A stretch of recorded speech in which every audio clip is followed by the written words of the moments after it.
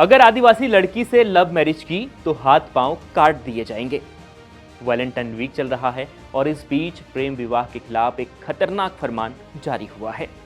मध्य प्रदेश के बैतूल में प्रेम विवाह के खिलाफ यह फरमान जारी हुआ है और आदेश है मांझी सरकार का। और मांझी सरकार ने आदेश जारी करते हुए ये चेतावनी दे डाली है। मांझी सरकार आदिवासियों की खुद की बनाई हुई एक सरकार है। आज़ादी की लड़ाई के वक्त स्वतंत्रता सेनानी कंगला मांझी ने इसे बनाया था। उस वक्त इसे अंग्रेजों के लड़ने के लिए बनाया गया था, लेकिन आज़ादी के बाद भी यह सेना छत्तीसगढ़, मध्य प्रदेश और महाराष्ट्र के कई इलाकों में अपना अस्तित्व बनाई हुई है। आज भी इनके पास एक सेना है जो ड्रेस पहनती है प्रॉपर और वहाँ पर प्रॉपर काम कर रही है। अब आते हैं मांझी सरकार ने क्या आदेश जारी किया है उस पर।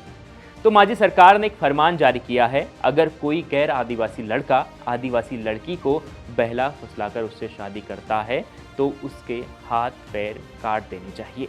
ये फरमान उन्होंने जारी किया है और उन्होंने वहाँ पर प्रॉपर रैली भी निकाली है।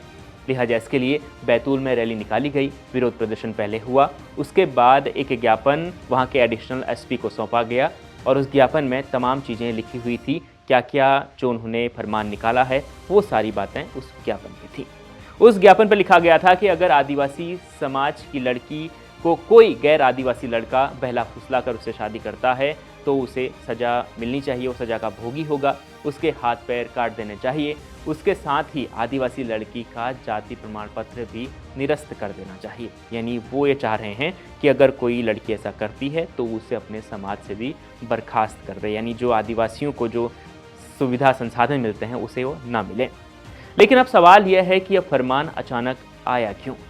आखिर ऐसा हुआ क्या कि मांझी सरकार इतना कड़ा कानून लेकर आ गई और उसके पीछे क्या वजह थी? तो वजह हम बताते हैं आपको। तो ये वजह ये थी कि कुछ दिन पहले एक आदिवासी लड़की ने गैर आदिवासी लड़के से शादी कर ली थी, वो उसके साथ चली गई थी। जब लड़की को वापस लाने के लिए माता पिता के साथ मांझी सरकार के सैनिक गए, लड़के के घर गए, तो दोनों पक्षों के बीच विवाद हो गया, मारपीट हो गई और लड़के वाले ने मांझी सरकार के सैनिकों के खिलाफ मामला दर्ज करवा दिया। इसके बाद नाराज होकर मांझी सरकार ने मीटिंग की और ये फैसला ले लिया कि अब अगर आगे से ऐसा होता है तो इस पर वो कड़ा एक्शन लेंगे। अब इस एक्शन के बाद ये तमाम चीज़ें हुई है, नया फरमान निकला है और इसका प्रभाव अब पूरे आदिवासी समाज पर उन इलाकों में पड़ रहा है। इसके बारे में इतना ही। देखते रहिए India.com।